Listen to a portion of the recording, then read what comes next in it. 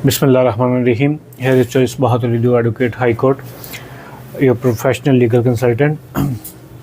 अच्छा, आज हम आपके साथ जो टॉपिक डिस्कस करने जा रहे हैं वो लीगल कॉन्ट्रैक्ट, ठीक है, कि कॉन्ट्रैक्ट जो है वो कितनी किस्म के होते हैं, कॉन्ट्रैक्ट किस तरह के होते हैं, कॉन्ट्रैक्ट जो कॉन्ट्रैक्ट है उसके लिए जो बेसिक एलिमेंट्स क्या हैं और कौन सा कॉन्ट्रैक्ट है कि जो कॉन्ट्रैक्ट होने के बावजूद भी हम उसको लीगली इन्फोर्स नहीं कर सकते, कि हम आप जो है उस कॉन्ट्रैक्ट के ऊपर अमल दरामद नहीं करवा सकते। हम ये सारी चीज़ें जो है वो आज के इस टॉपिक में डिस्कस करेंगे। सबसे पहले हम ये जानते हैं कि कॉन्ट्रैक्ट क्या या लीगल कॉन्ट्रैक्ट क्या होता है। सो legal contract is a legally binding agreement between two और मोर पार्टीज़, ठीक है। इसमें जो कॉन्ट्रैक्ट में मिनिमम 2 पार्टीज़ और 2 से ज़्यादा भी हो सकती हैं। उसके जो बेसिक पार्ट्स हैं कॉन्ट्रैक्ट के, ऑफ़र एंड एक्सेप्टेंस, ठीक है, कि एक पार्टी ऑफ़र कर रही है कोई कॉन्ट्रैक्ट की, कोई एग्रीमेंट की, और दूसरी उसको एक्सेप्ट कर रही है, ठीक है। उसमें कंसिडरेशन, उसमें कोई ना कोई वैल्यू कंसिडरेशन होनी चाहिए। उसमें नंबर ऑफ़ कंसिडरेशंस हो सकती हैं पार्टीज़ के दरमियान, जैसे रकम की जो है वो लेन देन हो सकता है, गुड्स का, कुछ अशिया का लेन देन हो सकता है, सर्विसेज का, ठीक है। उसके बाद कैपेसिटी भी मैटर करती है कि जो बोथ पार्टीज़ हैं वो लीगली कॉम्पिटेंट हैं। फॉर एग्जांपल, मैं अगर किसी और की को प्रॉपर्टी का कॉन्ट्रैक्ट कर देता हूं किसी के साथ, ठीक है, तो वो मेरा कॉन्ट्रैक्ट है वो वैलिड कॉन्ट्रैक्ट नहीं होगा, क्योंकि मैं लायबल ही नहीं हूँ, मैं उसको प्रॉपर्टी को सेल करने का, उसको परचेज़ करने का ऑथराइज ही नहीं हूँ। तो विदाउट पावर ऑफ अटॉर्नी मैं उसको नहीं सेल या परचेज़ कर सकूँगा या उसको। इसमें जो है जो कॉन्ट्रैक्ट्स जो है, किस तरह के कॉन्ट्रैक्ट्स जो हैं वो लीगली इन्फोर्सेबल होते हैं और किस तरह के कॉन्ट्रैक्ट्स जो है वो लीगली इन्फोर्सेबल नहीं होते, ठीक है। तो ये चीज़ें हम आज के इस टॉपिक में डिस्कस करेंगे। तो कॉन्ट्रैक्ट्स जो है वो किस तरह के होते हैं। अब हम हर जो कंसिडरेशन जिसमें हम रकम का लेन देन कर रहे हैं या कुछ गुड्स एंड सर्विसेज एक्सचेंज कर रहे हैं, तो उसमें कॉन्ट्रैक्ट इन्वॉल्व है। हम किसी शॉप पे जाते हैं, वहाँ से कोई सामान ख़रीदते हैं, ठीक है, उसमें कॉन्ट्रैक्ट इन्वॉल्व है। ज़ाहिर है आपने जो भी सामान ख़रीदा आपने उसके अगेंस्ट पेमेंट करनी है। अब वो जो है, जब आप सामान ख़रीदें, जो गुड्स ख़रीद रहे हैं दुकान से, उसके फॉल्ट का जो ज़िम्मेदार है वो दुकान है। अब फॉर एग्ज़ाम्पल आप मोबाइल ख़रीदते हैं, लैपटॉप ख़रीदते हैं, इलेक्ट्रॉनिक्स कोई चीज़ ख़रीदते हैं, तो जो कंपनी है वो आपको साथ वारंटी एक देती है कि आपके अगर प्रोडक्ट जो है विदिन अ ईयर ख़राब हो जाती है। कुछ प्रोडक्ट्स की वारंटी 1 ईयर होती है, कुछ की 5 ईयर्स होती है, डिपेंड करता है कि प्रोडक्ट के प्राइस और उसकी जो है वो कंपेटिबिलिटी के हिसाब से। तो अब प्रोडक्ट जो है वो आपकी लेट्स सपोज 1 साल की वारंटी है और 1 साल की वारंटी के अंदर वो प्रोडक्ट ख़राब हो जाती है, इसमें कोई फॉल्ट आ जाता है, तो वो फिर आप उसकी वारंटी क्लेम करते हैं कि ये प्रोडक्ट जो है इसमें ये डिफेक्ट है।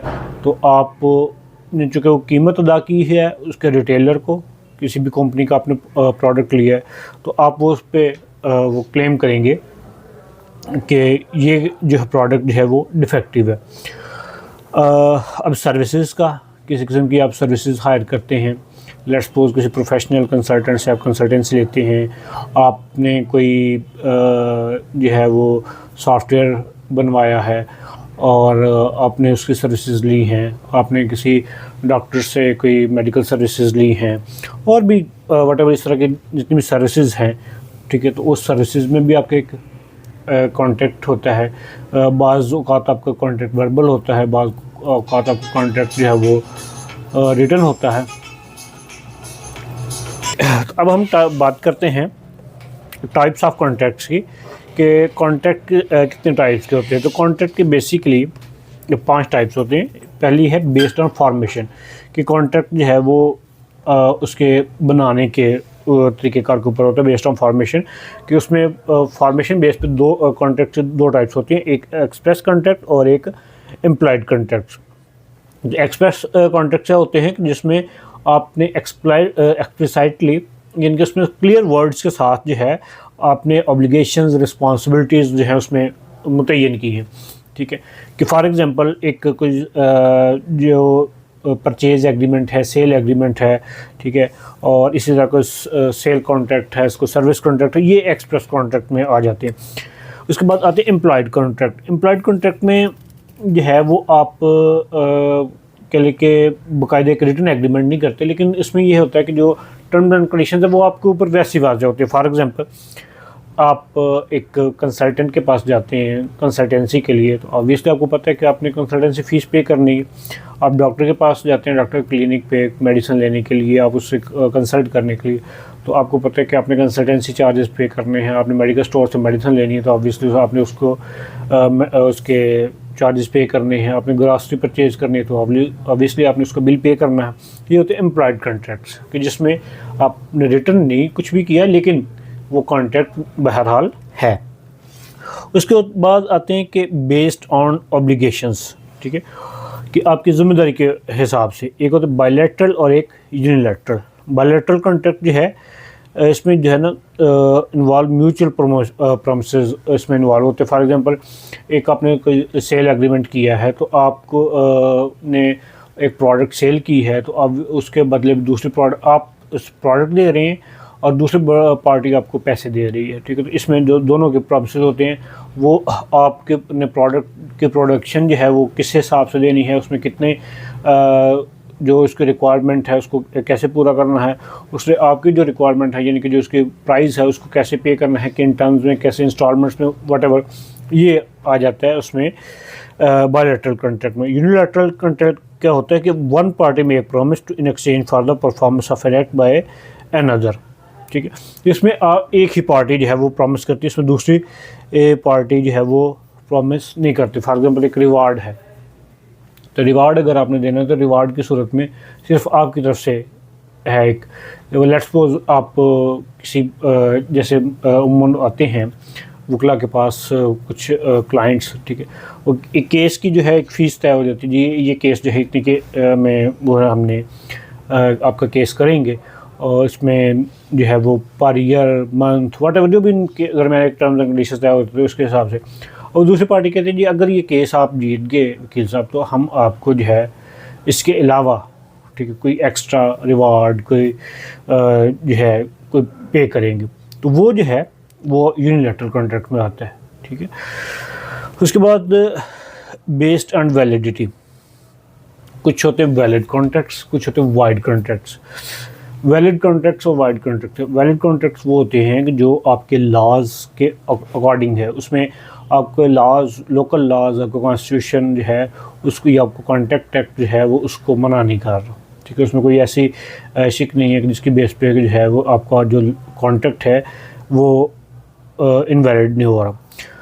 तो वाइड कॉन्ट्रैक्ट क्या होता है, जो वैलिड कॉन्ट्रैक्ट की एक एग्जांपल जैसे एम्प्लॉयड कॉन्ट्रैक्ट्स मैंने बताई थी कि आप कंसल्टेंशियल लेते हैं किसी डॉक्टर से, वकील से, ठीक है, ये एक वैलिड कॉन्ट्रैक्ट है, ठीक है, ये एम्प्लॉयड कॉन्ट्रैक्ट है। एक्सप्रेस कॉन्ट्रैक्ट्स में आप सर्विसेज का कॉन्ट्रैक्ट करते हैं, आप प्रोडक्ट के सेल परचेज का कॉन्ट्रैक्ट करते हैं, आप प्रॉपर्टी के सेल परचेज का कॉन्ट्रैक्ट करते हैं, तो ये आ जाएगा उसमें वैलिड कॉन्ट्रैक्ट में। आता है वाइड कॉन्ट्रैक्ट्स। तो वाइड कॉन्ट्रैक्ट्स में कौन से कॉन्ट्रैक्ट करते हैं कि वो टर्म्स एंड कंडीशंस जो कि जनरली लॉ में एक्सेप्टेबल नहीं है, ठीक है। अब इसमें जो है जो वाइड कॉन्ट्रैक्ट्स में कुछ एग्जांपल्स मैं आपको देता हूँ कि अमूमन कुछ एम्प्लॉयर्स जो हैं, अब एम्प्लॉयमेंट भी एक कॉन्ट्रैक्ट ही है। अब कुछ एम्प्लॉयर्स जो हैं उन्होंने ये अपनी तरफ से एक स्मार्ट वर्क किया होता है कि अपने एम्प्लॉयमेंट कॉन्ट्रैक्ट में लिखा होता है कि एम्प्लॉय जो है वो किसी भी टर्म्स एंड कंडीशंस के वायलेशन की सूरत में, या जो है वो किसी भी मसले की सूरत में किसी कोर्ट ऑफ लॉ में नहीं जा सकता, ठीक है। ये कह लें कि उनके अपनी एक तसल्ली के लिए होता है, अदरवाइज़ ऐसा कोई इशू नहीं है। कोई भी कॉन्ट्रैक्ट आपको कोर्ट में या कोर्ट ऑफ लॉ में जाने से नहीं रोक सकता, ठीक है। तो मतलब ये जो इस तरह की टर्म्स वहाँ पे लिखी जाती हैं ये वाइड टर्म्स होती हैं। लिहाजा वो टर्म्स जो है जब आप वो एम्प्लॉयमेंट कॉन्ट्रैक्ट जो है कोर्ट में प्रोड्यूस करेंगे तो उन टर्म्स की कोई हैसियत नहीं है, ठीक है। वो सिर्फ़ और सिर्फ उसने अपनी तसल्ली के लिए वो टर्म्स लिखी हैं, अदरवाइज़ ऐसे ही टर्म्स की उसके कोई हैसियत नहीं। फिर डॉक्टर्स ने अपनी प्रिस्क्रिप्शन स्लिप पे लिखा होता है नॉट वैलिड फॉर कोर्ट, ये भी वाइड टर्म है कि इसकी भी कोई लीगल हैसियत नहीं है। अगर वो प्रिस्क्रिप्शन में कुछ ऐसा है कि जिसको बतौर एविडेंस कोर्ट में प्रोड्यूस किया जा सकता है, तो देन वो जो प्रिस्क्रिप्शन है वो एक वैलिड सब्सटेंसिव एविडेंस के तौर पर यूज़ की जा सकती है। उसके ऊपर लिखा गया कि नॉट वैलिड फॉर कोर्ट, इसकी कोई कानूनी हैसियत नहीं। इसके बाद आ जाते हैं हम फैमिली लॉज की तरफ। ठीक है, फैमिली लॉज में अक्सर जो है एक देखा गया है कि डिवोर्सेस की सूरत में जो मर्द है वो लिख देता है जो बच्चों की निगहदाश्त या देखभाल वगैरह के लिए औरत के ज़िम्मे ही है, ठीक है, मैं इसमें लायबल नहीं हूँ। ठीक है, ये भी वाइड कॉन्ट्रैक्ट है, इस तरह कॉन्ट्रैक्ट को कोर्ट नहीं मानती। ठीक है, या अब इसमें जो है ये लिख के दे दिया जाता है औरत की तरफ से कि मैं बच्चों का जो है वो नॉन नफ़का इनका खर्चा जो है वो क्लेम नहीं करूँगी, बच्चों को अपने पास रखूँगी। ठीक है, ये भी वाइड कॉन्ट्रैक्ट है। ठीक है, वो जब चाहे कोर्ट से रजू कर सकती है, बच्चों का खर्चा जो है उनके बाप से मांग सकती है। इसके बाद एक टर्म जो लिखी जाती है जो बच्चों से मुलाकात नहीं करेगा, ठीक है, वालिद नहीं करेगा या वालदा नहीं करेगी, तो ये भी एक जो है वाइड कंडीशन है। इसको भी कहीं पे इम्प्लीमेंट नहीं किया जा सकता लोकल लॉज के ज़रिए। ठीक है, और ये भी कानून की नज़र में गैर कानूनी है। ठीक है, तो लिहाजा इस तरह जो कंडीशंस होती हैं, इन कंडीशंस की बेस पे वो कॉन्ट्रैक्ट जो है, अगर उसमें देखा जाता है कि अगर एक कॉन्ट्रैक्ट में कुछ टर्म्स जो हैं वो वैलिड है और कुछ वाइड हैं, तो उसमें जो वैलिड टर्म्स हैं उनको मान लिया जाएगा और जो वाइड टर्म्स है उसको नहीं माना जाएगा। तो लिहाजा जो भी अपने तसल्ली के लिए इस तरह के कॉन्ट्रैक्ट करते हैं कि जिसमें जो है वो इस तरह की शर्त रख दी कि जो है बच्चे बाप के पास रहेंगे या माँ के पास रहेंगे, या माँ या बाप मिल नहीं सकते, या इसका खर्चे का ज़िम्मेदारी बाप पे नहीं है, या माँ खर्चे का क्लेम नहीं करेगी, एट्सेट्रा एट्सेट्रा, इनकी कोई कानूनी हैसियत नहीं है। लिहाजा ये जो है वो कॉन्ट्रैक्ट वाइड कॉन्ट्रैक्ट होते हैं, चूँकि इनकी कोई लीगल हैसियत नहीं होती। वाइडेबल कॉन्ट्रैक्ट्स, ठीक है, ये ऐसे कॉन्ट्रैक्ट्स जो इनिशियली वैलिड होते हैं लेकिन उनके जो है ड्यू प्रोसेस में ये कॉन्ट्रैक्ट जो है वाइडेबल हो सकते हैं। फॉर एग्जांपल, अब दो बंदों ने एक प्रॉपर्टी की सेल परचेज़ का किया है कॉन्ट्रैक्ट, ठीक है, ये एक वैलिड कॉन्ट्रैक्ट है, प्रॉपर्टी की सेल परचेज़ या गुड्स की सेल एंड परचेज़ या सर्विसेज की सेल परचेज़। लेकिन अब उसमें जो उन्होंने कॉन्ट्रैक्ट किया आपस में, उस कॉन्ट्रैक्ट में अब जो कॉन्ट्रैक्ट कर रहा है बंदा, जो उसमें परचेज़ कर रहा है या जो सेल कर रहा है, ठीक है, अब ऑथराइज़ नहीं है कोई बंदा। फॉर एग्जांपल, मैं एक सेल कॉन्ट्रैक्ट कर रहा हूँ एक प्रॉपर्टी का, वो प्रॉपर्टी मेरे नाम पे नहीं है, ठीक है, या ना ही मेरे पास उसकी कोई पावर ऑफ अटॉर्नी है, तो इसलिए लीगली मैं ऑथराइज़ नहीं हूँ कि मैं उस प्रॉपर्टी को सेल कर सकूँ। तो ये कॉन्ट्रैक्ट जब जिसने मेरे साथ किया था वो तो बकायदा एक लीगल कॉन्ट्रैक्ट उसने किया, वो एक वैलिड कॉन्ट्रैक्ट था। लेकिन जब इसको रिप्रेजेंट किया जाएगा कोर्ट में तो ये एक वाइडेबल कॉन्ट्रैक्ट बन जाएगा, क्योंकि कोर्ट कहेगी कि आपने उस बंदे के साथ कॉन्ट्रैक्ट किया कि जो कि ऑथराइज़ नहीं उसको सेल करने के, लिहाजा ये कॉन्ट्रैक्ट जो है वो वाइडेबल कॉन्ट्रैक्ट बन जाएगा। Then based on performance, fourth type जो कॉन्ट्रैक्ट थी बेस्ड ऑन परफॉर्मेंस है, executive contracts and executory contracts. और सेलर ने जो है उसको रजिस्ट्री कर दी, वो इंतकाल कर दिया, ट्रांसफ़र कर दिया ऑनरशिप, ये एग्जीक्यूटिव कॉन्ट्रैक्ट हो गया। एग्जीक्यूटरी कॉन्ट्रैक्ट्स, एग्जीक्यूटिव कॉन्ट्रैक्ट्स जो है जिसमें अभी एक पार्टी या एक से ज़्यादा पार्टीज़ ने कुछ अपनी कुछ जिम्मेदारी जो है वो पूरी करनी है। मिसाल के तौर पे एक कंस्ट्रक्शन कॉन्ट्रैक्ट है, कंस्ट्रक्शन कॉन्ट्रैक्ट में जो कंस्ट्रक्शन कॉन्ट्रैक्टर है उसने कुछ एडवांस पेमेंट ली, ठीक है, और कुछ काम कर भी दिया, ठीक है, लेकिन स्टिल अभी उसने कुछ कंस्ट्रक्शन का काम बाकी करना है, उसकी फिनिशिंग करनी है, ठीक है, उसका ग्रे स्ट्रक्चर कंप्लीट किया है, या फिर जो बंदा कंस्ट्रक्शन करवा रहा है उसने भी पेमेंट करनी है फर्दर, तो देन ये एग्जीक्यूटिव कॉन्ट्रैक्ट आ जाएगा, ठीक है। अदर टाइप्स में जो कॉन्ट्रैक्ट्स है उसमें आ जाता है फॉर्मल कॉन्ट्रैक्ट्स और इनफॉर्मल कॉन्ट्रैक्ट। फॉर्मल कॉन्ट्रैक्ट वो होता है कि जो बाकायदा आप एक लीगल वे से उसको प्रॉपर राइटिंग में प्रेजेंस ऑफ विटनेस उसको साइन करें, उसको प्रॉपरली ओथ या जो नोटरी पब्लिक से रजिस्टर्ड करवाएं, तो जो है ये फॉर्मल कॉन्ट्रैक्ट होता है कि ये एक लीगल सिग्निफिकेंस की होती है। इनफॉर्मल कॉन्ट्रैक्ट्स वो होते हैं कि जिसमें कोई स्पेशल फॉर्म या स्पेशल प्रोसेस नहीं होता, ठीक है, वो बस दो पार्टीज़ की या तो ओरल कमिटमेंट होती है या फिर उनकी जो है वो के लिए रिटन कमिटमेंट भी हो सकती है, जिसमें एक सिंपल प्रो नोट लिख के तो वो उसको कॉन्ट्रैक्ट को वैलिड कर लेते हैं। तो दोस्तों ये थी आज की हमारी जो वीडियो, जिसमें हमने कॉन्ट्रैक्ट्स के बारे में काफ़ी डिटेल से बात की है। उसमें हम ज़रा रिव्यू कर लेते हैं कि हमने क्या क्या आज हम सीखे। इसमें हमने लीगल कॉन्ट्रैक्ट के बारे में पढ़ा कि लीगल कॉन्ट्रैक्ट क्या है। लीगल कॉन्ट्रैक्ट जो है ये एक बाइंडिंग एग्रीमेंट है दो पार्टीज़ के ऊपर, और इसकी कुछ कंडीशंस है जिसमें ऑफर एंड एक्सेप्टेंस है और कंसिडरेशन है और इसकी कैपेसिटी और लीगैलिटी, ठीक, और इसकी इंटेंशन। ये 5 चीज़ें जो है इसके ऊपर लीगल कॉन्ट्रैक्ट के ऊपर मैटर करती हैं कि लीगल कॉन्ट्रैक्ट जो वैलिड लीगल कॉन्ट्रैक्ट है उसमें एक ऑफर हो और एक साइड से एक्सेप्टेंस हो, उसमें कोई कंसिडरेशन हो, गुड्स सर्विसेज या मनी। उसके बाद कैपेसिटी, बोथ जो पार्टीज़ हैं वो लीगली कैपेबल हों उसको कॉन्ट्रैक्ट को करने के, ठीक है। उसका पर्पस जो है वो लीगल पर्पस के लिए हो कि एक लीगल रिकॉर्ड के लिए हो, और उसकी इंटेंशन जो है उसकी इंटेंशन ये हो कि बोथ पार्टीज़ जो है वो कॉन्ट्रैक्ट को बाइंडिंग को निभाएंगे, मतलब कॉन्ट्रैक्ट में जो भी टर्म्स एंड कंडीशंस लिखी है उसके अकॉर्डिंग जो है वो एक्ट करेंगे। इसके बाद हमने स्टडी की कॉन्ट्रैक्ट से टाइप्स। उसमें 5 टाइप्स हमने, based on formation, based on obligation, based on validity and based on performance and based on other types. तो बेस्ड ऑन फॉर्मेशन में जो है वो एक्सप्रेस और इम्प्लाइड। एक्सप्रेस जिसमें हमने उसकी वाज़ेह टर्म्स एंड कंडीशंस लिखी, जैसे आप डिपॉजिट स्लिप करवाते हैं कोई बैंक में कैश, तो उसके पीछे टर्म्स एंड कंडीशंस लिखी होती है।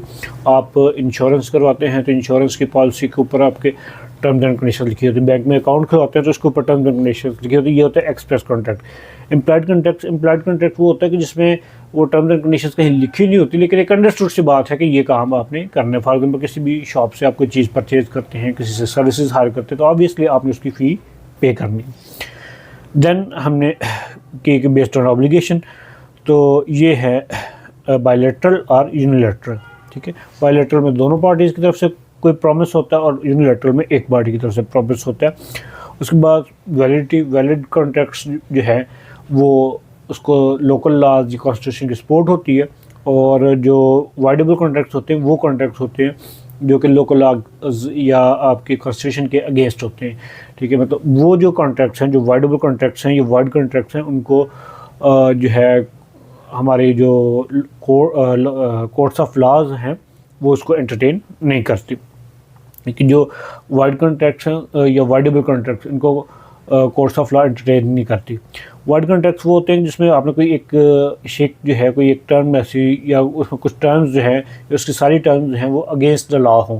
तो वाइडेबल कॉन्ट्रैक्ट वो ऐसा होता है कि जिसमें टर्म्स जो है एज़ पर लॉ हैं, लेकिन उसमें कोई ना कोई एक ऐसा नुक्स है, जैसे कोई उसमें जो कॉन्ट्रैक्ट में करने वाली पार्टीज उसमें कोई एक जो है वो कम्पिटेंट टू कॉन्ट्रैक्ट नहीं है, तो उस सूरत में ये वाइडेबल हो सकता है। परफॉर्मेंस में एग्जीक्यूटेड कॉन्ट्रैक्ट, जिसमें कॉन्ट्रैक्ट को एग्जीक्यूट कर दिया गया हो, उसको दोनों पार्टीज ने अपनी फुलफिलमेंट जो लायबिलिटी है उसको कर लिया हो। एग्जीक्यूटिव कॉन्ट्रैक्ट्स होते हैं जिसमें कुछ पार्ट जो है वो ऑब्लिगेशन का या लायबिलिटी का फुलफिल कर लिया, लेकिन कुछ अभी करना है। और इसके बाद अदर फॉर्मेट्स में आता है फॉर्मल और इनफॉर्मल। फॉर्मल जो है वो होता है जो एक स्पेसिफिक फॉर्मेट में होता है, ठीक है। जैसे कि प्रॉपर्टी के ट्रांसफ़र के होते हैं, मतलब सेल डीड वगैरह जो हम करते हैं। और इनफॉर्मल कॉन्ट्रैक्ट्स जो हैं जिसमें कोई प्रॉपर फॉर्मेट नहीं इसका होता, ये आप ज़बानी भी कर सकते हैं या इसको रिटन बेस पे कर सकते हैं। तो दोस्तों, अगर इसके मतलब आपको कोई किसी किस्म के भी फर्दर कोई गाइडलाइन या हेल्प की ज़रूरत हो तो प्लीज़ अपने कमेंट बॉक्स में ज़रूर आगाह कीजिएगा, और जो है अपनी फ़ीडबैक के साथ जो कोई नुक्स को गलती कोताही है उसको भी से भी मुझे ज़रूर आगाह कीजिएगा, और अपनी कीमती फीडबैक से मुझे जो है नवाजिएगा ज़रूर, और मेरी हौसला अफजाई फरमाइएगा। अल्लाह हाफ़िज़।